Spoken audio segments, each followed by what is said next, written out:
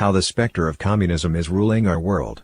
The specter of communism did not disappear with the disintegration of the Communist Party in Eastern Europe, by the editorial team of the 9 Commentaries on the Communist Party. Chapter 12, Sabotaging Education, Part 1. Table of Contents. Introduction. 1. The specter of communism in Western universities. A. The severe leftist slant of university faculties. B. Reshaping traditional academics with communist ideology. C. Using new academic fields for ideological infiltration. D. Promoting leftist radicalism.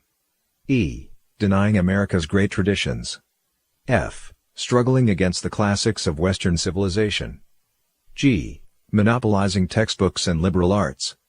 H. University or education, brainwashing and moral corruption. References. Introduction. Education plays an important role in fostering individual well-being and self-fulfillment, maintaining social stability, and securing the future of a nation. No great civilizations in the history of humanity took education lightly. The object of education is to maintain humanity's moral standards and preserve its divinely bestowed culture. It is the means by which knowledge and craftsmanship are imparted, as well as how people are socialized. Traditionally, the well-educated respect heaven, believe in gods, and seek to follow the virtue of benevolence. They possess extensive knowledge of traditional culture as well as mastery over one or more trades. Dedicated to their vocations, they believe in treating others with kindness. They serve as the pillars of society, national elites, and the guardians of civilization. Their extraordinary character and behavior earn divine favor and blessings. To destroy humanity, the communist specter aims to sever the connections between men and gods.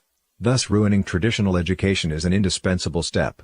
Communism adopted different strategies to attack and undermine education in both the East and West. In Eastern countries that are home to deeply seated cultural traditions, deception alone is insufficient to dupe an entire people.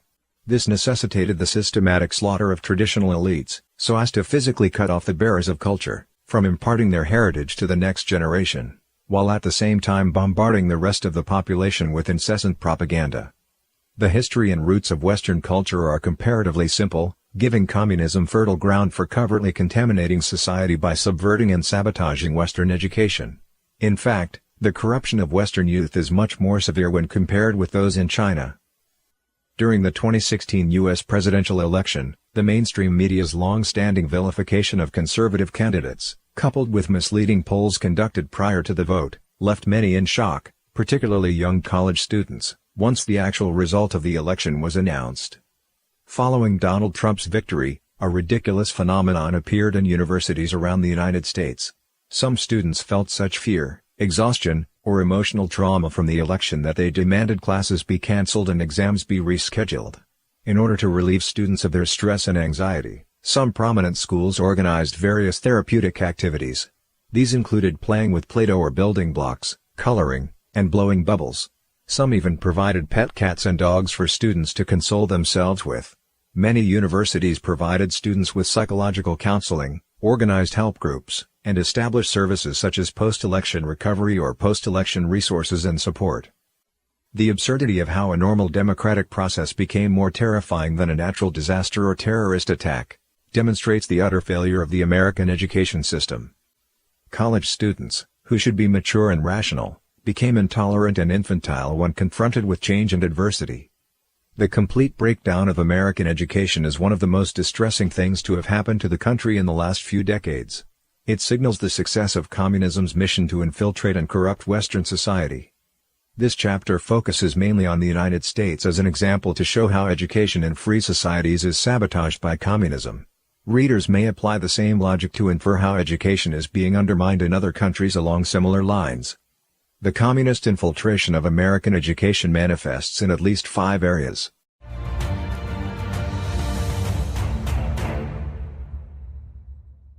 Directly promoting communist ideology among the young.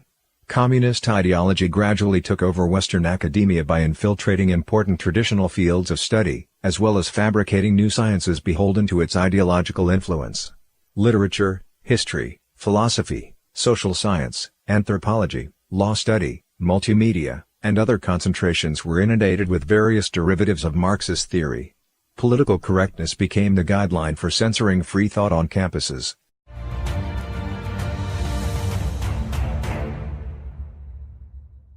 reducing the young generation's exposure to traditional culture.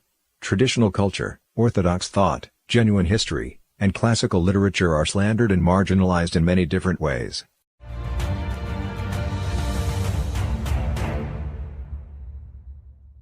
Lowering academic standards starting in kindergarten and elementary school. Because instruction has been progressively dumbed down, students of the new generation are becoming less literate and mathematically capable. They possess less knowledge, and their ability to think critically is stunted. It is hard for these students to handle key questions concerning life and society in a logical and forthright manner, and even harder for them to see through communism's deceptions.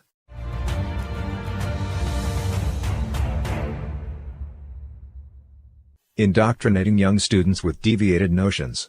As these children grow older, the concepts instilled in them become so strong that they are nearly impossible to identify and correct.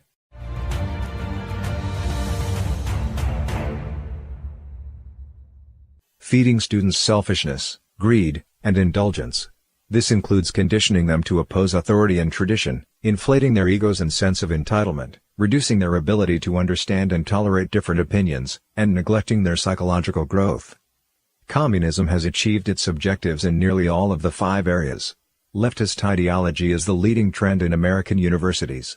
Scholars with different ideas have been either marginalized in their teaching positions or barred from voicing their traditional views. 4 years of intensive indoctrination leave college graduates with a predisposition for liberalism and progressivism. They are likely to accept atheism, the theory of evolution, and materialism without a second thought. They become narrow-minded snowflakes who lack common sense and pursue hedonistic lifestyles without taking responsibility for their actions. They lack knowledge, have a narrow worldview, know very little or nothing about the history of America or the world, and have become the main target for communist deception. In the eyes of the world, the United States is still a major country in education. For over a century, the United States has been a political, economic, and military superpower. The funds it spends on education far exceed that of most countries. After World War II, American democracy and affluence attracted talented people from around the world. Its STEM graduate programs and professional schools are second to none. However, a crisis is unfolding within. The proportion of foreign students in graduate STEM programs far exceeds that of American students, and the gap is increasing with each year. This reflects the erosion of elementary, secondary, and post-secondary education across the United States. Students are purposefully being dumbed down and ruined. The consequences are unfolding before our eyes, and there is more yet to come.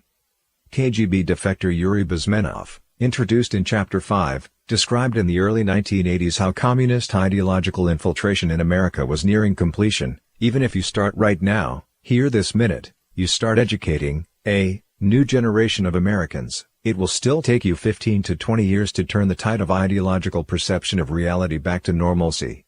A third of a century has passed since Bezmenov gave his interview. During this period, even as we witness the downfall of the Soviet Union and other socialist regimes in Eastern Europe, communism's infiltration and subversion in the West didn't stop in the least.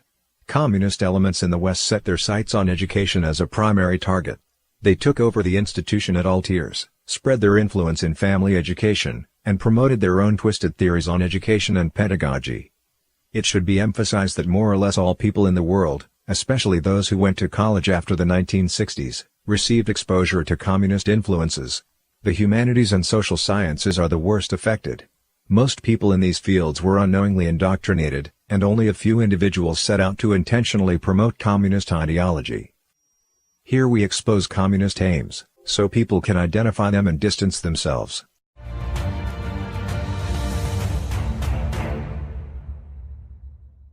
(1) The specter of communism in Western universities. A. The severe leftist slant of university faculties. One of the most important causes of students embracing socialist or communist ideology, or being influenced by radical ideologies such as feminism and environmentalism, to be discussed later in this book, is the fact that a large proportion of staff in American universities leans to the left. In a 2007 study titled The Social and Political Views of American Professors, among the 1,417 full-time college faculty members surveyed, 44.1% considered themselves liberal, 46.1% moderate, and only 9.2% conservative. Among them, the proportion of conservatives in community colleges was slightly higher, 19%, and that of liberals was slightly lower, 37.1%. In art colleges, 61% of faculty were liberal, while conservatives made up just 3.9%. The study also noted that faculty members near retirement were more staunchly leftist than new faculty members. In the 50 to 64 age group, 17.2% proclaimed themselves to be leftist activists. The study also stated that most university faculty supported homosexuality and abortion rights. Studies after 2007 also confirm the leftist trend among professors in four-year universities in the United States. A study published in Econ Journal Watch in 2016 surveyed the voter registration status of professors in the departments of history and social sciences in 40 leading U.S. universities. Among 7,243 professors surveyed, there were 3,623 Democrats and 314 Republicans, or a ratio of 11.5 to 1. Among the 5 departments surveyed, the Department of History was the most uneven, with a 35 to 1 ratio. Contrast this with a similar survey from 1968. Among history professors at the time, the ratio of Democrats to Republicans was 2.7 to 1. Another survey for four-year university faculty in 2016 found that the political inclination of the faculty was uneven, especially in New England. Based on 2014 data, the survey found that the ratio of liberal and conservative professors in colleges and universities nationwide was 6 to 1. In New England, this ratio was 28 to 1. A 2016 study by the Pew Research Center found that 31% of the people who had studied in graduate schools held liberal views, 23% tended to be liberal, only 10% held conservative views, and 17% tended to be conservative. The study found that since 1994, the people who had received graduate-level education had increased significantly in holding liberal views.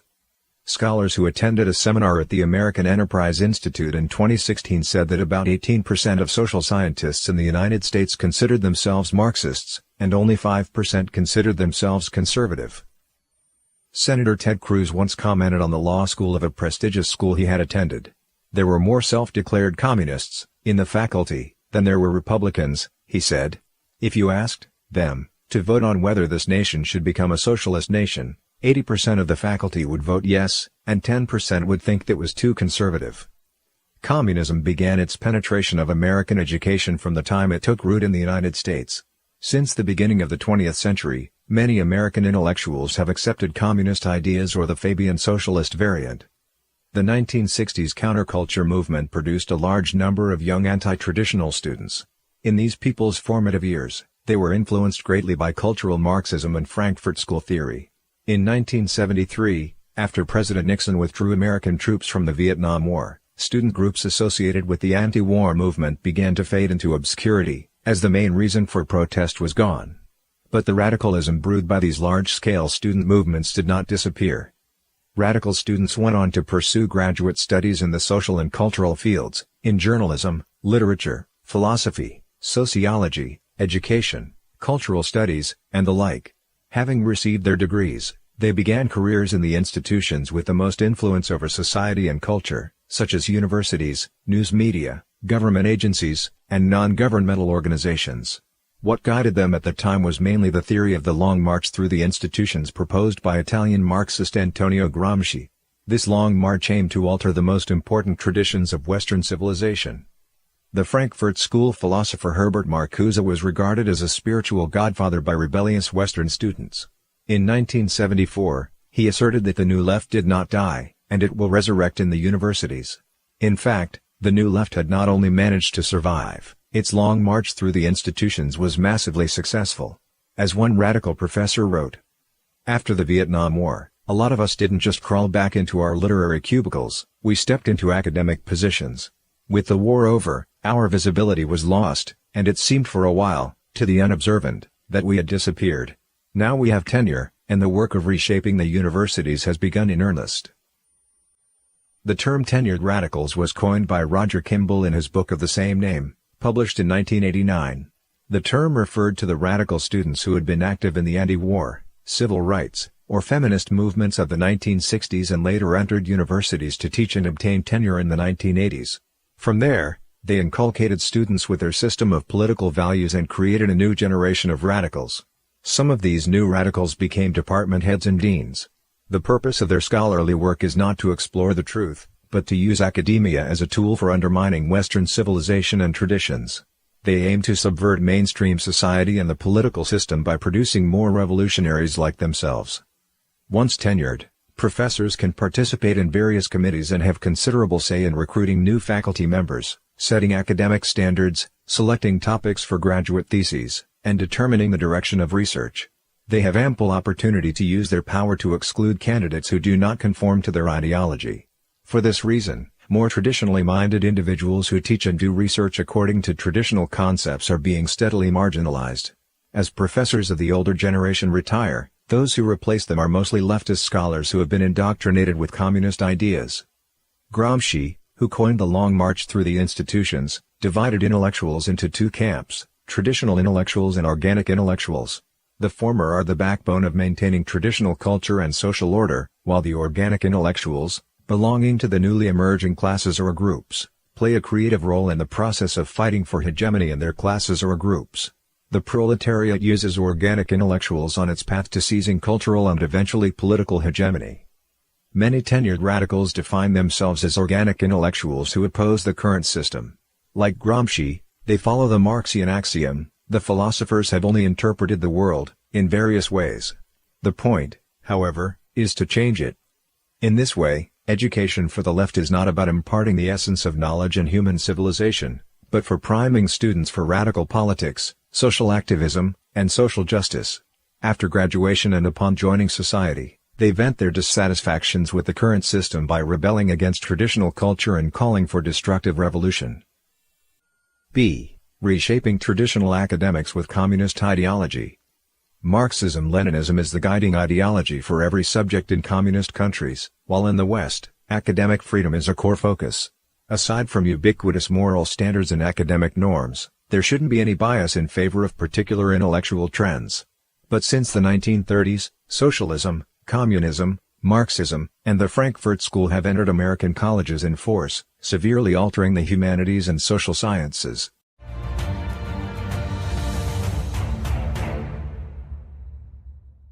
Revolutionary discourse occupies the humanities in America.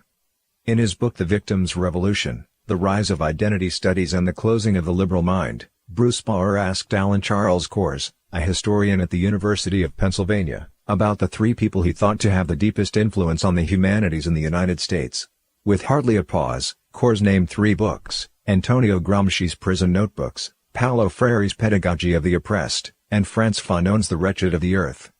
Gramsci, the Italian Marxist, needs no further introduction as his work has been described in preceding chapters. Freire, a Brazilian educational theorist, adored Lenin, Mao, Castro, and Che Guevara. His Pedagogy of the Oppressed, published in 1968 and reprinted in English 2 years later, has become part of the mandatory reading for academic institutes in the United States. Bauer quoted the educator Saul Stern, who said that Pedagogy of the Oppressed doesn't concern itself with any specific educational problems, but is rather a utopian political tract calling for the overthrow of capitalist hegemony and the creation of classless societies.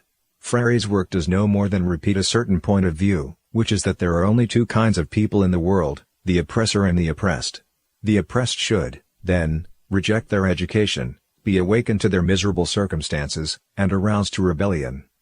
Fanon was born on Martinique Island in the Caribbean Sea and joined the Algerian War against French colonial rule. His work, The Wretched of the Earth, was published in 1961, with a preface by French existentialist and communist Jean-Paul Sartre. Sartre summarized his theory as such: Western colonizers are the embodiment of evil, whereas non-Westerners are inherently noble by virtue of their being colonized and exploited. Fanon called on people in the colonies to revolt against the colonial ruling class, using violence as their rallying point. He said that at the level of individuals, violence is a cleansing force. It frees the native from his inferiority complex and from his despair and inaction, it makes him fearless and restores his self-respect. Embracing Fanon's ideas, Sartre wrote in the preface, "For in the first days of the revolt you must kill. To shoot down a European is to kill two birds with one stone. To destroy an oppressor and the man he oppresses at the same time, there remain a dead man, and a free man. The survivor, for the first time, feels a national soil under his foot." The ideas of Gramsci, Freire, and Fanon are deceptive narratives that entice people to regard history and society through the lens of class struggle. Once the spark of class hatred enters their hearts, students learn to resent and oppose the normal structure and workings of society, for which the inevitable solution is rebellion and revolution. Which particular theorist or school of thought has had the greatest influence on humanities and social sciences in American colleges is a matter of debate. What's clear, however, is that Marxism, the Frankfurt School, Freudian theory, and postmodernism, which worked alongside communism in destroying culture and morality, have come to dominate the field.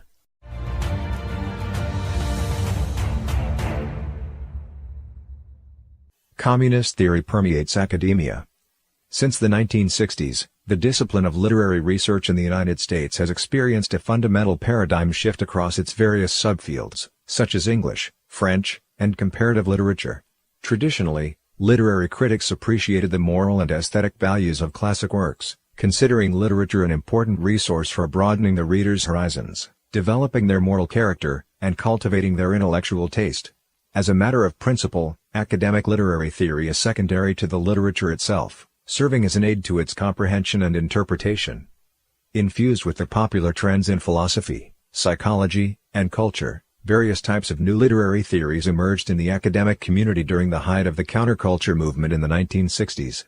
The relationship between theory and literature was thrown in reverse, as the actual works were reduced to material for validating modern interpretative approaches. What is the substance of these theories?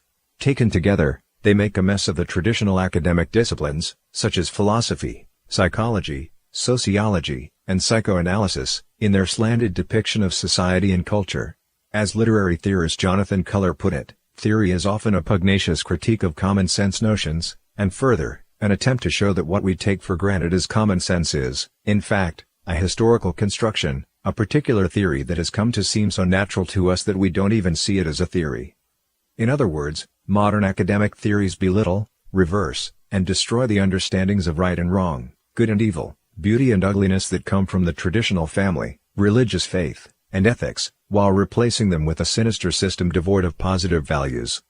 Peeling off their labyrinthine academic packaging, these so-called theories are no more than a jumbling together of classical and neo-Marxism, the Frankfurt School, psychoanalysis, deconstructionism, post-structuralism, and postmodernism.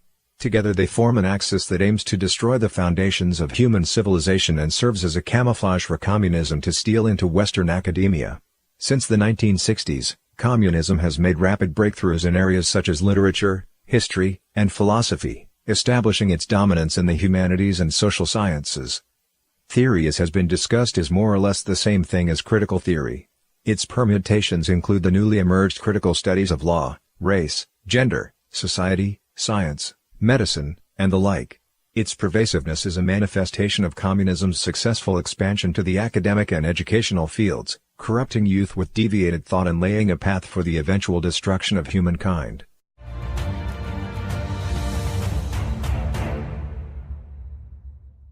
The politicization of literary research. From the perspective of a Marxist literary critic, the significance of a literary text lies not in its intrinsic value, but rather in how it reflects that the ideology of the ruling class, for example in terms of gender or race, became the dominant class. From this perspective, the classics are said to have no intrinsic value at all. A prominent American Marxist literary theorist outright declared that the political perspective constitutes the absolute horizon of all reading and all interpretation. That is to say, all literary works should be treated as political allegories, and only when the deeper meanings of class, race, gender, or sexual oppression are uncovered can one's understanding be considered profound or qualified. People from communist countries are familiar with this kind of dogmatic literary criticism. Chinese Communist leader Mao Zedong evaluated A Dream of Red Mansions, one of the four great Chinese classics, as the following: four families, fierce class struggle, and a few dozens of human lives. In communist countries, literary discourse is not always confined to civilized and sophisticated debates of the ivory tower. It can sometimes morph into the impetus for bloody struggle. In response to Mao Zedong's call to learn from the honest and upright Ming Dynasty official Hai Rui, historian Wu Han penned the stage drama Hai Rui Dismissed from Office. On November 10, 1965, Shanghai's Wenhui News published a critical review of the play. The review was authored by Yao Wenyuan and jointly planned by Mao's fourth wife, Jiang Qing, and radical theorist Zhang Chunshao. It claimed that Hai Rui Dismissed from Office was an allusion to Peng Dehuai, a People's Liberation Army general who was purged for his opposition to the three red flags, the Communist Party's three policies of the General Line for Socialist Construction, the Great Leap Forward, and the People's Communes. These three policies led to the Great Chinese Famine. The criticism of Hai Rui dismissed from office became the fuse that set off the decade-long brutality of the Cultural Revolution. The Chinese Communists' crude approach to interpreting all literary works in terms of class struggle can be contrasted with the much subtler literary criticism found in Western colleges over the last few decades. Western neo-Marxist literary criticism is like a virus that becomes stronger and more deadly through endless mutation. It adapts other theories to become its weapons, dragging the great works of human culture, from the classics of Greece and Rome to Dante, Shakespeare, and Victorian novels, onto the literary operating table to be dismembered and reconfigured. Though this type of commentary makes use of arcane jargon to create the veneer of sophistication, the main arguments typically boil down to accusations of prejudice against disenfranchised classes, women, or ethnic minorities. Modern critiques label these works as belonging to the superstructure of the ruling class, and describe them as having the effect of numbing the masses to their oppressive conditions and preventing them from achieving revolutionary class consciousness. As English scholar Roger Scruton said, the methods of the new literary theorist are really weapons of subversion, an attempt to destroy humane education from within, to rupture the chain of sympathy that binds us to our culture.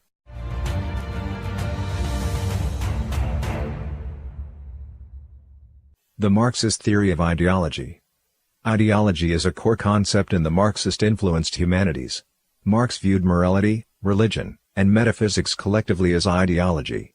He believed that the dominant ideology in a class-based society was the ideology of the ruling class, and that its values did not reflect reality as it existed, but rather its inverse. 20th-century neo-Marxism has made the destruction of culture a necessary stage of revolution and makes extensive reference to ideology in its literature. The Hungarian Marxist Georg Lukács defined ideology as the false consciousness as opposed to the real class consciousness. French Marxist Louis Althusser proposed the concept of the ideological state apparatuses, which include religion, education, family, law, politics, trade unions, communication, culture, and so forth, that would work in conjunction with a brutal state apparatus. Cunning sophistry can be found within the concept of ideology. Every society or system has its shortcomings that should be articulated and corrected. However, Althusser and other Marxists do not concern themselves with specific problems. Instead, they reject the system in its entirety on the grounds that the system is a structure set up and maintained by the ruling class to safeguard its interests. Poisoning the well is an important aspect of the Marxist fixation on ideology, and can be seen in Althusser's complicated ideological critique. Instead of examining the factual merits of an argument, the ideological approach relies on accusing opponents of harboring ulterior motives or being of the wrong background. Just as no one can drink water from a poisoned well, subjecting a person to rumors or other forms of character assassination makes his opinion unacceptable to the public, no matter how reasonable or logical. Althusser's all-inclusive concept of ideological state apparatuses reflects communism's extreme contempt for human society. Nothing is acceptable, short of complete rejection and destruction. This is a manifestation of communism's aim to eradicate human culture. The Marxist concept of ideology rests on abstract, generalized, and superfluous false propositions that aim at purging traditional moral values. While masking their real intentions by expressing ostensible moral indignation, Marxists have deceived and influenced vast numbers of people.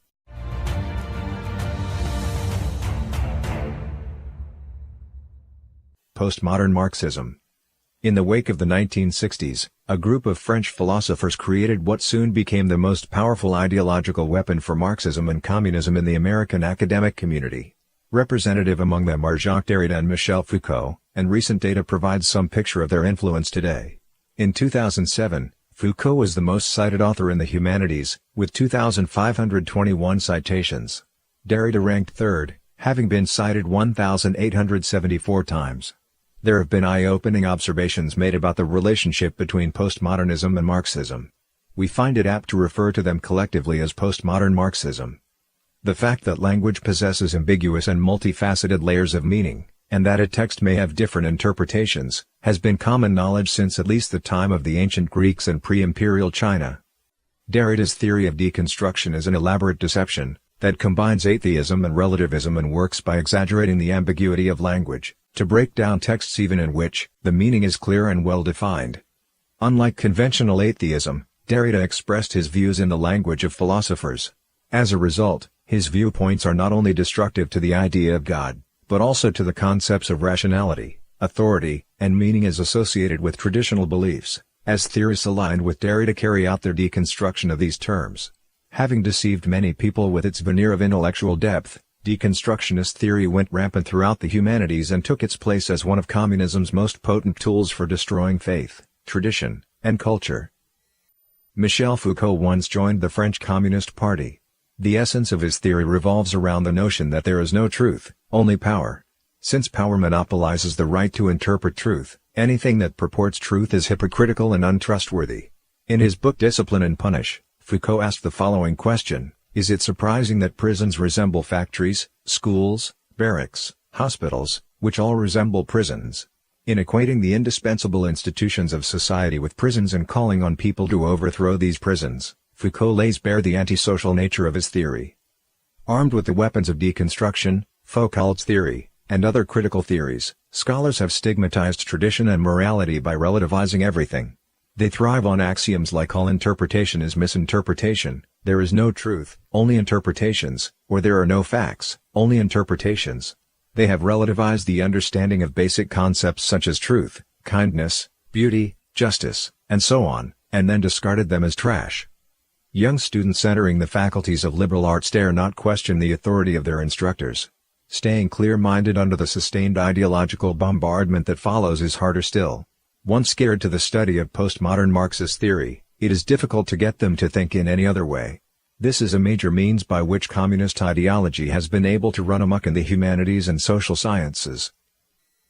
C. Using new academic fields for ideological infiltration. In a healthy society, women's studies or research of different races reflects the prosperity of the academic community, but following the 1960s counterculture movement, some radicals made use of these new academic disciplines to spread their left-leaning ideas to universities and research institutes. For example, some scholars believe that the establishment of departments dedicated to African American studies is not so much because of inherent demand for such an academic division, but rather the result of political blackmail. In 1968, a student strike forced San Francisco State College to shut down. Under pressure from the Black Student Union, the college established the Africana Studies Department, the first of its kind in the United States. The department was envisioned primarily as a means of encouraging black students, and with it arose a unique African American science. The achievements of black scientists were brought to the forefront, and class materials were transformed to make them include greater mention of African Americans. Mathematics, literature, history, philosophy, and other subjects underwent similar modifications. In October 1968, 20 members of the Black Student Union caused another campus shutdown at the University of California, Santa Barbara when they occupied the school's computer center. A year later, the school established the Department of Black Studies and the Black Research Center. In April 1969, more than 100 black students at Cornell University occupied the school's administrative building while waving shotguns and ammo packs to demand the establishment of a black research department staffed solely by blacks. When a teacher came forward to stop them, a student leader threatened that Cornell University had 3 hours to live. Cornell University eventually conceded to the black students and established the third black research department in the United States. Shelby Steele, who later became a senior researcher at the Hoover Institution at Stanford University, was once a proponent for the establishment of black research departments at universities.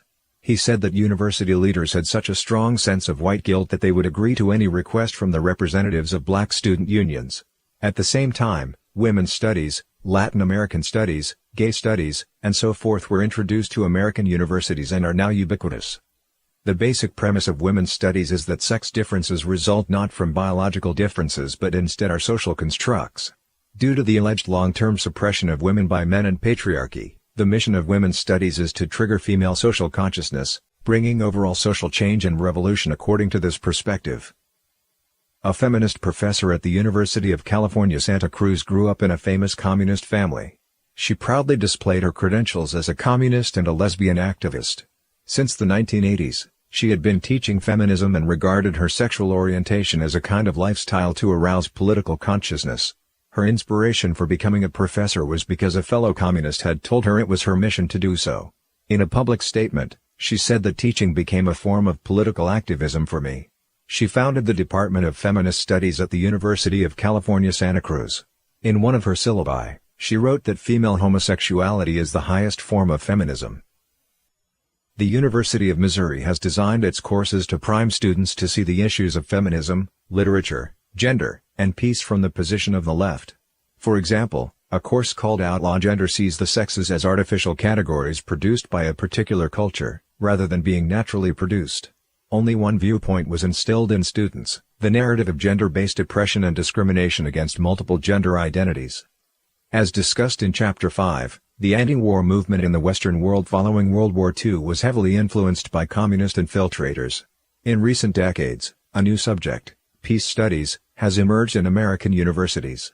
Scholars David Horowitz and Jacob Blakeson studied over 250 organizations that had some connection to the new academic field. They concluded that these organizations were political, not academic, in nature, and their aim was to recruit students to the anti-war left. Citing the popular textbook Peace and Conflict Studies, Horowitz and Blakeson laid out the ideological motivations of the field. The textbook used Marxist arguments to explain the problems of poverty and starvation. The author condemned landowners and agricultural merchants, claiming that their greed led to the starvation of hundreds of millions of people. Though the point is ostensibly against violence, there is one form of violence that the author does not oppose, and in fact praises: violence committed in the course of proletarian revolution. A passage from Peace and Conflict Studies says the following: while Cuba is far from an earthly paradise, and certain individual rights and civil liberties are not yet widely practiced, the case of Cuba indicates that violent revolutions can sometimes result in generally improved living conditions for many people. The book makes no mention of Fidel Castro's dictatorship or the catastrophic results of the Cuban Revolution. Since it was written after 9/11, Peace and Conflict Studies also touched on problems of terrorism. Surprisingly, its authors seem to have so much sympathy for the terrorists that the term terrorist was put in quotation marks. They defended their stance by saying, placing terrorist in quotation marks may be jarring for some readers, who consider the designation self-evident. We do so, however, not to minimize the horror of such acts, but to emphasize the value of qualifying righteous indignation by the recognition that, often one person's terrorist is another's freedom fighter. Academia should be objective and avoid harboring political agendas. These new academic fields have adopted an ideological stand. Professors of women's studies must embrace feminism, while professors involved in studies of blacks must believe that the political, economic, and cultural hardships of African Americans result from discrimination by whites. Their existence is not to explore the truth, but to promote an ideological narrative. These new subjects are byproducts of the American Cultural Revolution. Having been established in universities, they have expanded by demanding more budgets and recruiting more students, who further strengthen these subjects. These new fields are already deeply ingrained in academia. These new academic fields were created by people of ill intent acting under the influence of communist ideology. Their aim is to foment and expand conflict among different groups and to incite hatred in preparation for violent revolution. They have little relation to the people, African Americans, women, or others, they claim to stand for. D. Promoting leftist radicalism. In their book One Party Classroom, How Radical Professors at America's Top Colleges Indoctrinate Students and Undermine Our Democracy, David Horowitz and Jacob Blakeson listed about 150 leftist courses offered at 12 universities. These courses mask their political intent with scholarly language, but some of them neglect even basic academic principles, making them resemble closely the political courses that are mandatory in communist countries. The University of California, Santa Cruz offers a seminar course called The Theory and Practice of Resistance and Social Movements. The course description is as follows: the goal of this seminar is to learn how to organize a revolution.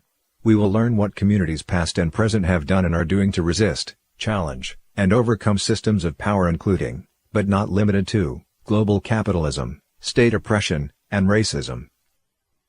Bill Ayers, with the title of Distinguished Professor at the University of Illinois at Chicago, is a 1960s-era radical and the leader of the Weather Underground, originally called Weatherman, which was a faction of the Students for a Democratic Society, SDS. In 1969, the Weathermen went underground and became the first domestic terrorist organization in the United States. It dedicated its efforts to organizing radical students, who took part in terrorist activities designed to inflame racial conflict. The Weatherman group perpetrated bombings against the Capitol, the New York City Police Headquarters, the Pentagon, and offices of the National Guard. As a well-known quote from Ayers goes, "Kill all the rich people. Break up their cars and apartments. Bring the revolution home, kill your parents."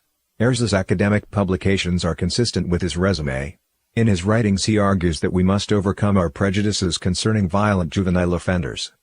A web of left-wing progressives successfully prevented the FBI from arresting Ayers. He re-emerged in 1980 and circumvented the law to avoid criminal justice.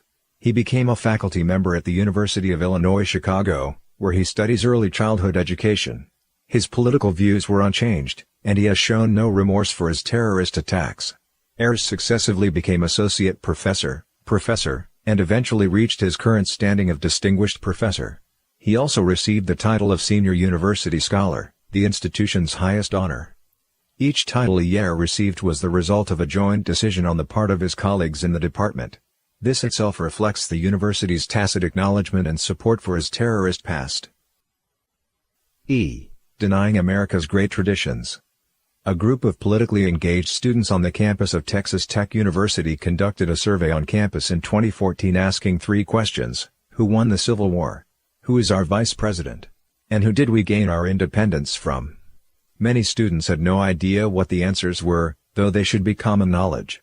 While ignorant of these basic facts about their country's politics and history, students were well acquainted with the details of movie stars and their love affairs. In 2008, the Intercollegiate Studies Institute, ISI, did a random survey of 2,508 Americans and found that only half could name all 3 branches of government. Answering 33 straightforward civics questions, 71% of the respondents received an average score of 49%, a failing mark. Learning American history is not just the process of understanding how the nation was established, but it is also a process of understanding what kind of values the nation was built on and what it takes to preserve these traditions. Only then will its people cherish what they have today, protect the national legacy, and pass it to the next generation. Forgetting history is the same as destroying tradition. People not knowing their civic duties makes it possible for a totalitarian government to form. One can't help but wonder, what happened to American history and civics education? The answers lie in the textbooks the students use and in their teachers. The Marxist Howard Zinn is the author of a popular history book titled A People's History of the United States. This book revolves around the premise that all the heroic deeds and inspiring episodes from American history are shameless lies, and that the true history of the United States is a dark journey of suppression, deprivation, and genocide. An economics professor at a university in Boston believes that the terrorists who are enemies of the United States are the real freedom fighters, and that the United States is the genuine evil. In an article published in 2004, he equated the terrorists who carried out the 9/11 attacks with the American rebels who, in 1775, fired the first shots in Lexington and started the War for Independence. Struggling against the classics of Western civilization. In 1988, radical students and teachers at Stanford University protested against the university's course called Western Civilization. They chanted, "Hey, hey, ho, ho, Western civilization has got to go." Stanford conceded to the protesters' demands and replaced Western civilization with a course called Cultures, Ideas, Values, CIV, with obvious multicultural characteristics. While the new class did not remove some of the Western cultural classics such as Homer, Plato, St. Augustine, Dante Alighieri, or Shakespeare, it did require that each semester, the course must include works from several women, minority groups, and other groups of people deemed to have been subject to oppression. Then U.S. Secretary of Education William Bennett condemned the change as curriculum by intimidation. Despite this, many prominent universities did the same, and lesser colleges followed suit so as not to be left behind. In a few years, liberal arts education in American universities experienced a great transformation. In his book A Liberal Education, conservative thinker Dinesh D'Souza used the book I, Rigoberta Menchú, an Indian woman in Guatemala, to explain the ideological direction of Stanford University's new CIV course. This book delves into the life experiences of a young American Indian woman, Menchú Rigoberta, from Guatemala. After the senseless murder of her parents in a massacre, she determined to set on the path of revolt, in the course of which she became increasingly radicalized. Rigoberta came to identify with the American Indian movement in South America to fight for their right of self-determination while opposing the Europeanized Latino culture. She first became a feminist, then a socialist, and in the end became a Marxist. Near the end of her book, she started to participate in the Assembly of the Popular Front in Paris to discuss topics such as bourgeois teenagers and Molotov cocktails. One chapter of the book is titled Rigoberta Renounces Marriage and Motherhood. The politically correct drive to expel the classics from American universities has led to various deleterious results, some of which we describe below. First, writing of low quality with shallow content that contains revolutionary narratives or can pass as victims literature displaces classic works and their everlasting profundity. Second, making comparisons between these types of literature and the classics seemingly gives them a place among the classics and greatly increases their influence on students' minds. Placing the classics on the same level as these average works trivializes and relativizes the classics. Third, the guiding themes behind the classics are now interpreted using critical theory, cultural studies, identity politics, and political correctness. Scholars enthusiastically research the hidden racism and sexism in Shakespeare's plays, the homosexual trends among the characters, and so on, distorting and insulting classic works.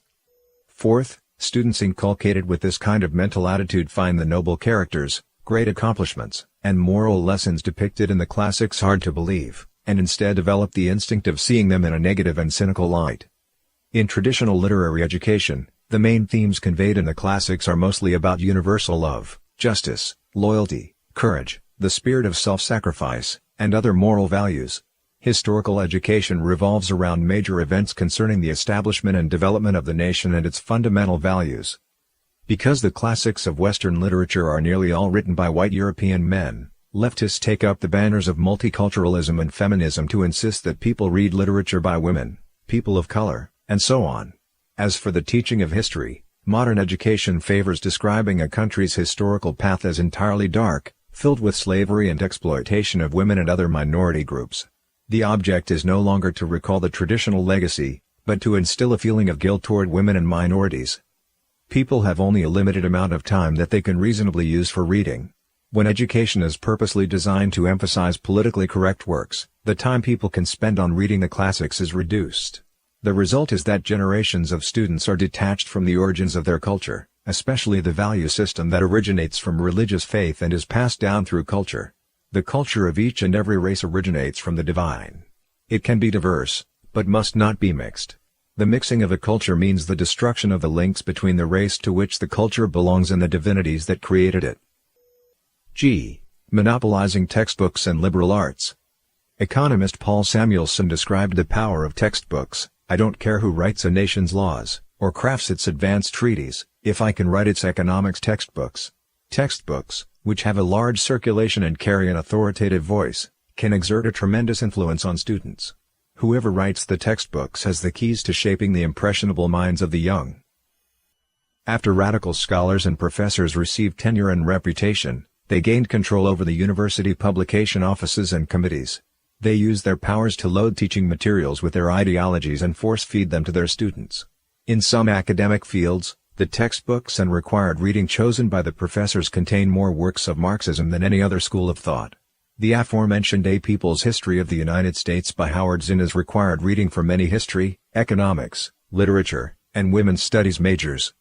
Once leftists enjoy strength in numbers, they can use the peer review mechanism in the U.S. academic community to suppress people with different opinions.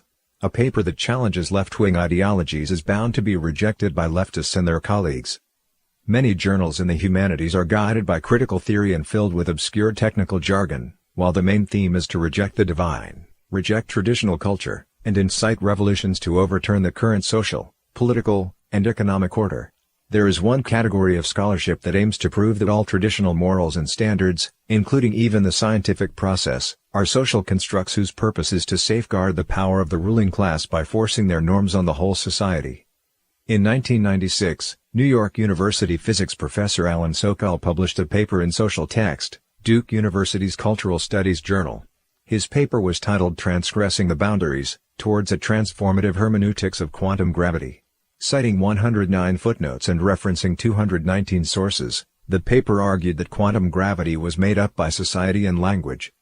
On the same day that the paper was published, Sokal published a declaration in another magazine, Lingua Franca, stating that his paper was a prank. He said that he had sent the paper to Social Text as a physicist's experiment regarding cultural studies. During an interview with the radio program All Things Considered, Sokal said he found inspiration in the 1994 book Higher Superstition. The book's author said that some publications in the humanities will publish anything so long as it contains the proper leftist thought and quotes well-known leftist thinkers.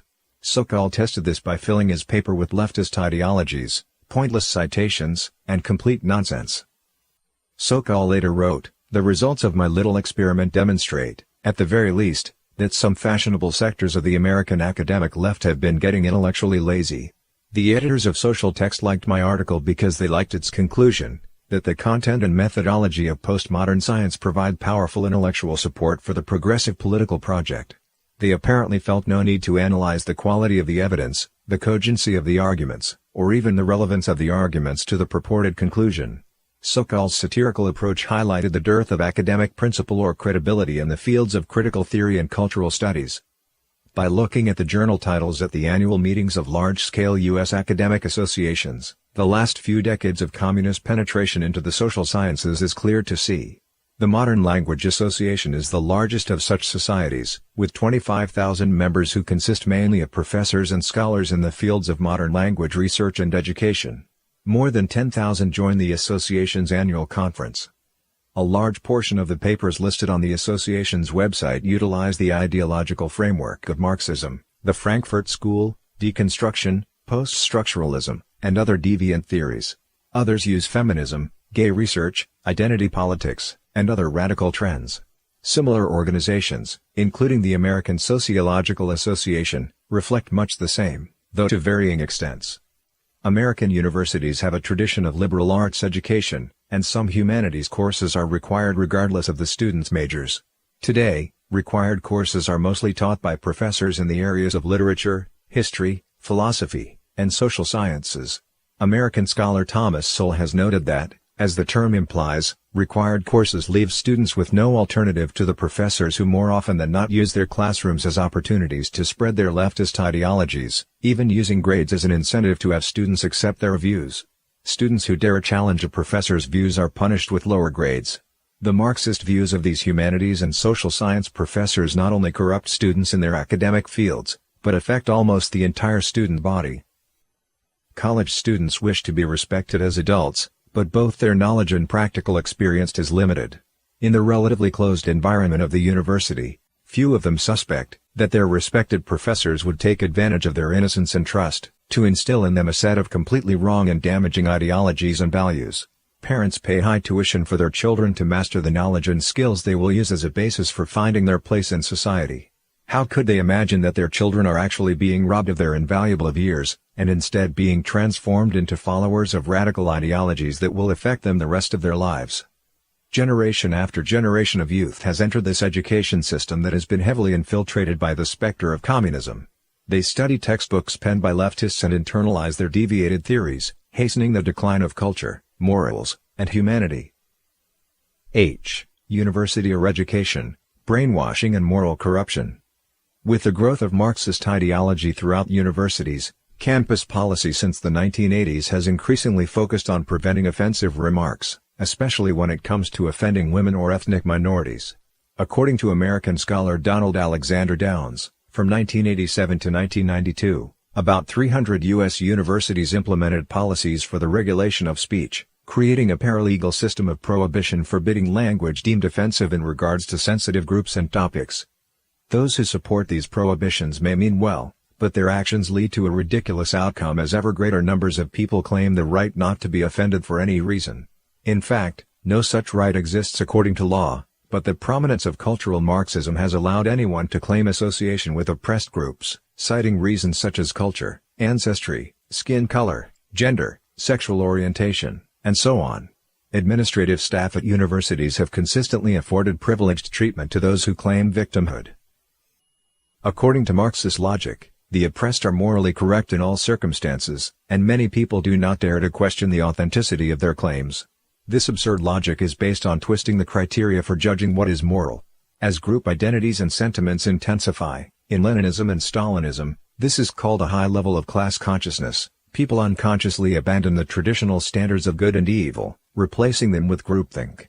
This was most markedly manifested in totalitarian communist states, where the oppressed proletariat were given justification to kill the landowning and capitalist oppressors.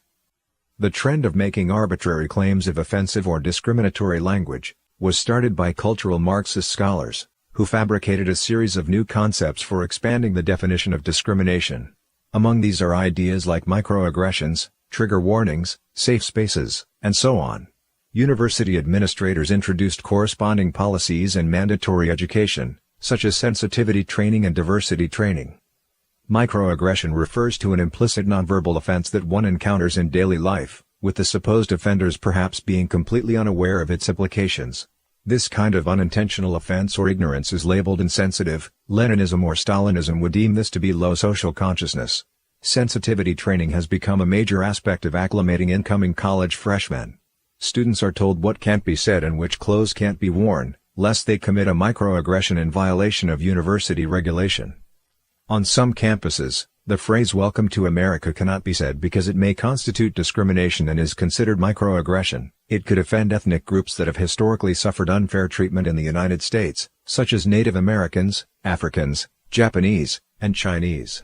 They might be reminded of the humiliating history suffered by their ancestors. These are among a long list of statements deemed microaggressions by the University of California. The United States is a melting pot. Racial discrimination. The United States is a land full of opportunities, and men and women have the same chance of success, denying gender or ethnic inequality. Microaggressions are cause for administrative discipline, as they prevent the establishment of safe spaces. A typical microaggression occurred at the Indianapolis campus of Indiana University, Purdue University, IUPUI. A white student violated the racial harassment ordinance because he read a book titled Notre Dame vs. the Klan, How the Fighting Irish Defeated the Ku Klux Klan. However, the photos of the KKK gathering on the cover of the book caused the student's colleague, who was also a resident assistant, to feel offended. The school's correction office believed that the student had violated racial discrimination rules. Later, after the student's resistance and help of other groups, IUPUI conceded that the student was innocent. Sensitivity training and diversity training are comparable in nature to the re-education programs that took place in the former Soviet Union and in China. The purpose of re-education is to strengthen class concepts. The bourgeoisie and landlord class, akin to white males, must recognize their original sin as members of the oppressive class, and the supposedly oppressed groups must have the correct understanding about bourgeois culture. Pressure is put on them to clear away their internalized oppression so that they can come to recognize their oppressive conditions. This is similar to how feminist education teaches women to see traditional femininity as a construct of the patriarchy. Following the Marxist analysis of class, the personal is political. It is considered wrong to understand a problem from the standpoint of the designated oppressor.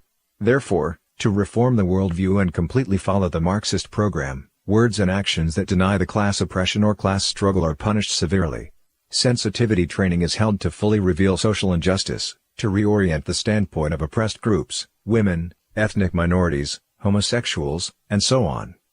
For example, in 2013, Northwestern University required all students to complete a course on diversity before graduating. According to the school's instructions, after the completion of the course, students would be able to expand their ability to think critically, learning to classify the class, recognize their own position in an unfair system, recognize their class component, and rethink their own powers and privileges, to put themselves in the shoes of the oppressed class. Another typical example is the ideological re-education program that began in 2007 at the University of Delaware. Referred to as treatment for incorrect attitudes and beliefs, this program was made mandatory for 7,000 students. Its stated aim was to make students accept set perspectives concerning issues such as politics, race, gender, and environmentalism. Resident assistants at the university were required to go over one-on-one questionnaires with the students, and give students questionnaires on what races and genders they would date, with the goal of getting students to be more open to dating outside their groups. When a resident assistant asked a female student when she had discovered her gender identity, as opposed to biological sex, the student said that it was none of the assistant's business. The assistant reported her to the university administration. This mass political indoctrination not only mixed up the standards for discerning moral values, but it also greatly strengthened egoism and individualism. What the young students learn is that they can use the highly politicized feelings of a group, identity politics, to pursue their own individual desires. Simply by claiming oneself as belonging to a group supposedly suffering from oppression, one can accuse and threaten others or use this identity for personal benefit. When other people's opinions are not in line with one's own, they can constitute offense and be reported to the university, which will restrict those people's rights to speech. If one doesn't like the ideas being run in conservative student newspapers, some may even find it appropriate to have the publications burned. Whether one is offended or not is a matter of subjective feeling, but today, even feelings pass for objective evidence. It has gotten to the point that university professors must constantly beat around the bush. Recently, students across many universities began to demand that before teaching certain content, professors must first issue trigger warnings, as some discussion topics or reading material might cause negative emotional reactions. In the last few years, even works such as Shakespeare's The Merchant of Venice, and ancient Roman poet Ovid's Metamorphoses, ended up in the list of literature for which trigger warnings are required.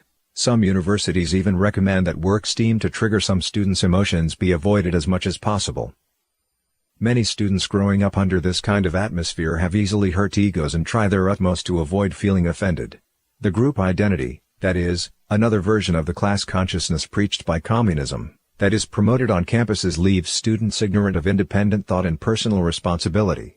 Like the radical students of the 1960s who are now their professors, these students are against tradition. They indulge in confused sexual promiscuity, alcohol addiction, and drug abuse. Their speech is full of expletives. Yet beneath their contempt for worldly conventions are fragile hearts and souls, unable to bear the slightest blow or setback, let alone take on real responsibility. Traditional education fosters self-restraint, independent thinking, a sense of responsibility, and understanding for others. The specter of communism wants nothing less than to have the next generation completely abandon its moral bearings and become its minions for its rule over the world.